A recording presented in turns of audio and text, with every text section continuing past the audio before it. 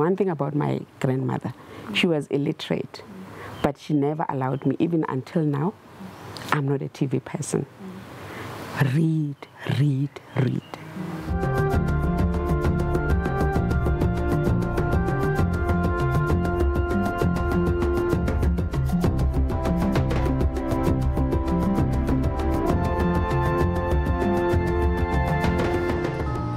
Here's a success story of the founder of Nubian Touch, Mpho Matope.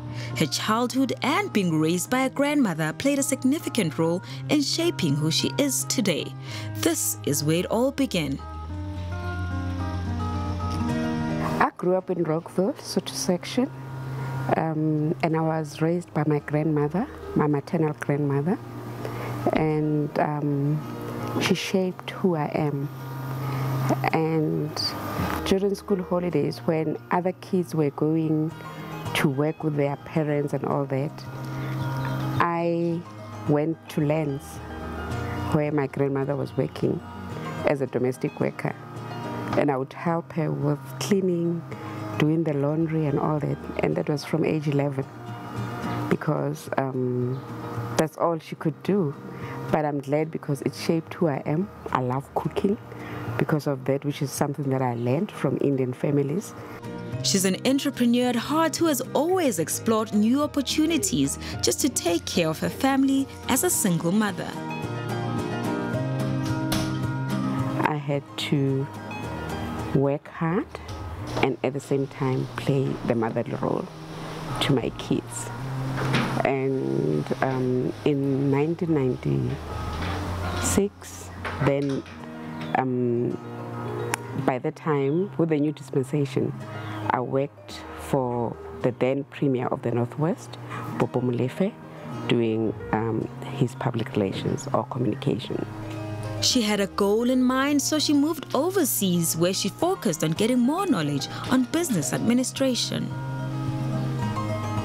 I was having 3 jobs.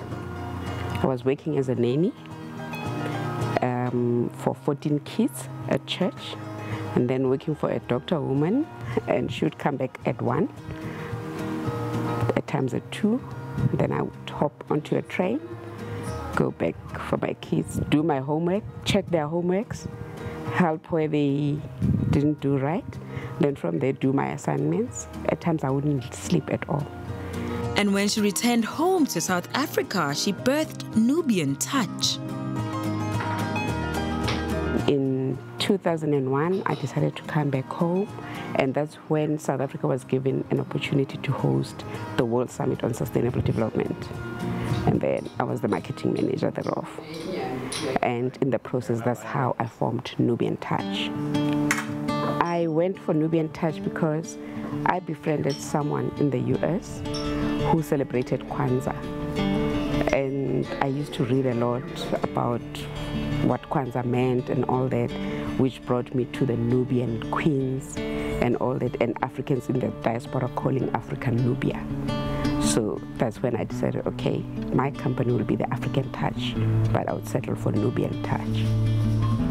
Having developed a passion for tourism and hospitality, she has been able to expand the company. I built roads on grade 8, civil engineering, and then we have the eventing side, and then we have the hospitality side. She has built an impressive portfolio of tourism products such as a 4-star graded Graceland Conference and Lifestyle Center and Eagle Waters Wildlife. Eagle Waters, it is owned by the Northwest Provincial Government. I'm managing it on their behalf. It's more camping, and with the tents, it's more glamping. And those tents, when you're in the tent, you can't even say you are in a tent. We also have a honeymoon suite because some people also want to host their weddings there. Graceland is 4-star graded. And with Graceland, I sell it as a home away from home. And Graceland is where you come to rejuvenate. Graceland also has a chapel. You can come renew your vows or come get married here.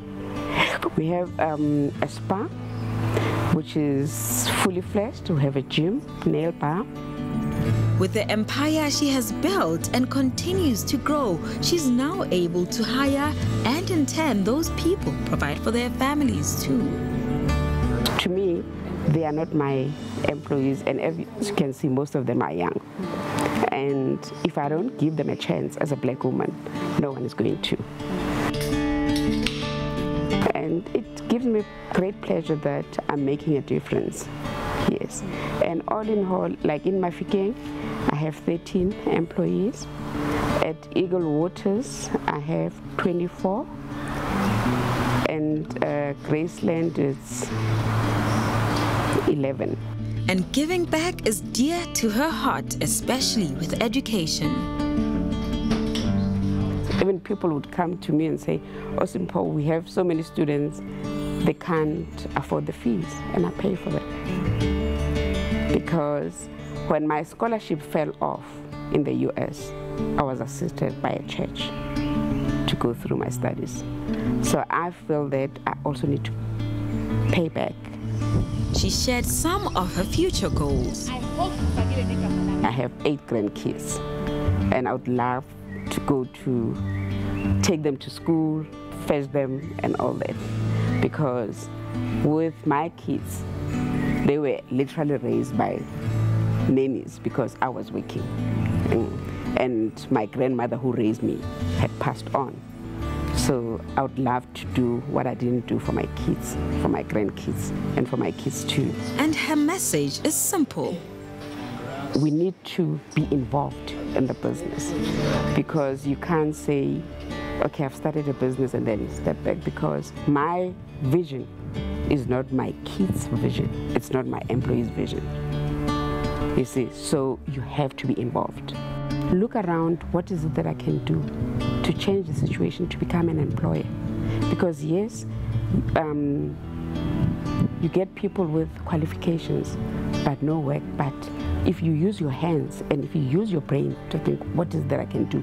And you read, because one thing about my grandmother, she was illiterate, but she never allowed me, even until now, I'm not a TV person.